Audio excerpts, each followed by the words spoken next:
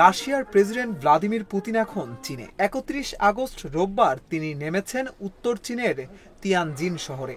চীনা president Xi Jinping এর আমন্ত্রণে পুতিন এসেছেন সাংহাই সহযোগিতা সংস্থার শীর্ষ সম্মেলনে।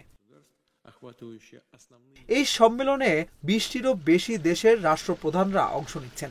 আলোচনায় থাকবে যুদ্ধ, নিরাপত্তা আর বাণিজ্য সহ নানা বিষয়। পাশাপাশি চীনে হবে একটি বিশাল সামরিক কুচকাওয়াজ।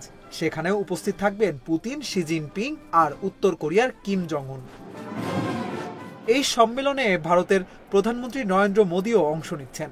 দীর্ঘ ৭ বছর পর তিনি পা রেখেছেন চীনে। সঙ্গে সঙ্গে পেয়েছেন লাল গালিচা সংবর্ধনা। জানা গেছে শি জিনপিং এর সঙ্গে মোদীর আলাদা বৈঠকও হবে। আলোচনায় উঠে আসতে পারে চীন ভারত সীমান্ত উত্তেজনা, থাকবে রাশিয়া ইউক্রেন যুদ্ধ, গাজার পরিস্থিতি আর যুক্তরাষ্ট্রের পণ্যের শুল্ক বাড়ানোর বিষয়। মোদী চাইছেন চীন যেন মার্কিন শুল্ক ইস্যুতে ভারতের পাশে থাকে।